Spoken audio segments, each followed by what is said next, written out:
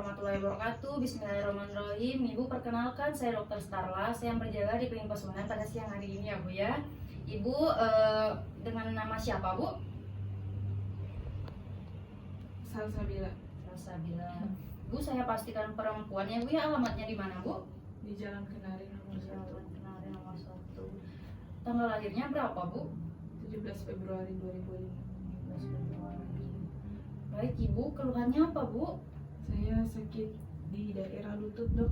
Oh, sakitnya itu sudah berapa lama Bu? Sudah 1 bulan, Dok. Di daerah lutut ya Bu ya, sudah 1 bulan. Apakah Ibu mempunyai riwayat yang sama sebelumnya Bu? Nggak pernah, Dok, kali ini saya rasain. Kemudian Ibu untuk mengatasinya itu kemarin-kemarin pengobatannya bagaimana Bu? Sejauh ini saya baru pertama kali berobat di sini ya, Dok ya. Saya ketika rasa nyeri saya cuma kompres aja, Dok, pakai air panas. Baik Ibu, sekarang saya akan melakukan pemeriksaan ortopedi ya Bu ya. Pemeriksaannya itu dilakukan berdasarkan standar kompetensi dokter umum atau SKDI, bukan standar dokter spesialis ortopedi ya Bu. Apakah Ibu bersedia untuk diperiksa Bu? Bersedia, Dok. Baik, bersedia ya Bu ya. Mangga Ibu, kita akan melakukan pemeriksaannya. Mangga kita ke ruangan pemeriksaan Bu. Baik, Dok. Makasih, Dok. Dahulu mangga Bu, silakan berbaring. Kita akan melakukan pemeriksaan ortopedinya. Yang pertama kita akan melakukan pemeriksaan look atau inspeksi. Kita akan melihat kulit apakah ada kebiruan, luka, adanya jaringan parut atau perubahan warna lain. Kemudian kita akan lakukan penglihatan bentuknya, apakah terdapat bengkak, benjolan, dan terdapat massa. Kemudian kita juga akan melihat apakah ada muscle wasting, kehilangan massa otot dengan membandingkan dengan sisi yang sebelahnya.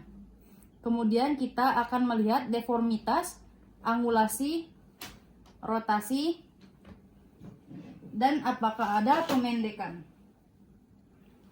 Kemudian kita akan melakukan feel atau palpasi dengan meraba kulit atau tulang yang terdapat pada pasien. Apakah saat kita raba ini terasa dingin, hangat, atau dingin yang asimetris, atau kedua-duanya, dan juga terdapat nyeri tekan. Kemudian kita akan melakukan outline tulang dengan menggunakan meteran.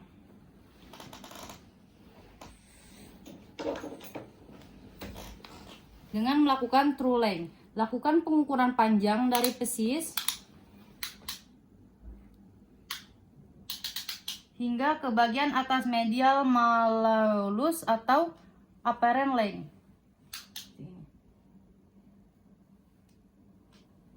Kemudian kaki kanan dan kiri tidak boleh lebih dari 1 cm. Jika lebih maka terdapat perbedaan panjang anggota gerak bawah atau lower limb-nya.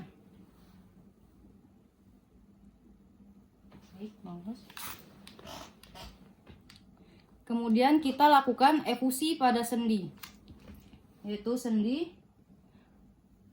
elbow, knee joint, dan juga kita akan lakukan pulsasi pada dorsalis pedis dan tibialis posterior. Kemudian kita akan lakukan capillary refill time atau pemeriksaan CRT pada kuku jari. Dan juga lakukan pemeriksaan sensasi dengan membandingkan kedua sisi tubuh.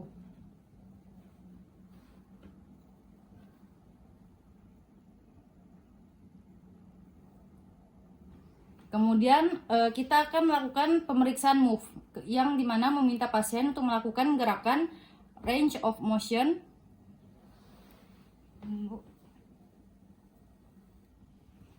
Ya. Baik, sebelahnya.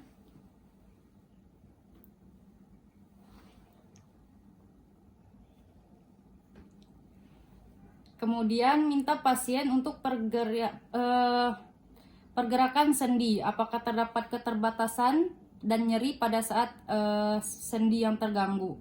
Kemudian kita akan melakukan pemeriksaan kekuatan otot pada pasien. Teman-teman Bu, silakan dinaikkan kakinya dikontraksikan, dan saya akan menahannya seperti ini. Oke, bagus. di M5, yaitu kontraksi kuat dan dapat menahan resistensi yang diberikan. Kemudian kita akan lakukan tes khusus, yaitu ada anterior draw test dengan memposisikan lutut pasien sekitar 90 derajat fleksi, pemeriksaan berdiri di depan lutut pasien.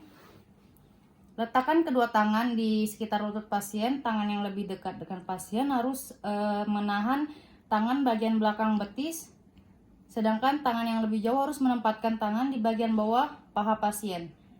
Terapkan tekan anterior ke arah depan secara perlahan pada bagian depan tibia, menciptakan gerakan drawer ke depan. Amati sejauh mana tibia dapat bergeser ke depan tanpa hambatan. Bagus. Kemudian kita akan memeriksa collateral ligament assessment atau varus stress test. Dengan menggerakkannya seperti ini. Instruksikan pasien berbaring dan posisikan lutut pasien sekitar 20-30 derajat fleksi. Pegang bagian proksimal atau atas dari pergelangan kaki. Dengan tangan lain berikan tekanan varus ke dalam. Oke.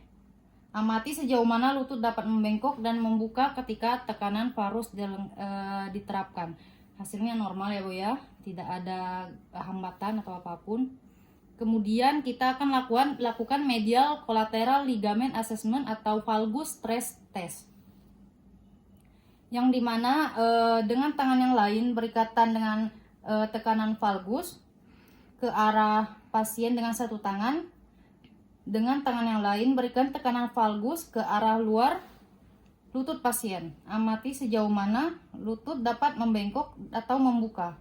Hasilnya normal ya Bu ya, tidak ada hambatan juga. Kemudian Ibu silakan tengkurap Bu. Kita akan instruksikan dengan menggunakan apply compression test, yaitu instruksikan pasien untuk berbaring dan telungkup, lutut fleksi 90 derajat. Letakkan tangan pemeriksa di kaki untuk menjaga kaki tetap di tempat. Kemudian dengan tangan yang lain terapkan tekanan aksial ke bawah pada lutut sambil memutar kaki bergantian ke arah luar. Baik Ibu, normal ya Bu ya, tidak ada gangguan pada meniskus. Kemudian yang terakhir kita akan lakukan pemeriksaan tes Simmons atau Thomson test untuk menilai apakah ada ruptur tendon Achilles. Yang dimana remas bagian otot gastrocnemius akan berkontraksi dengan gaya tarik selanjutnya yang disalurkan melalui tendon Achilles.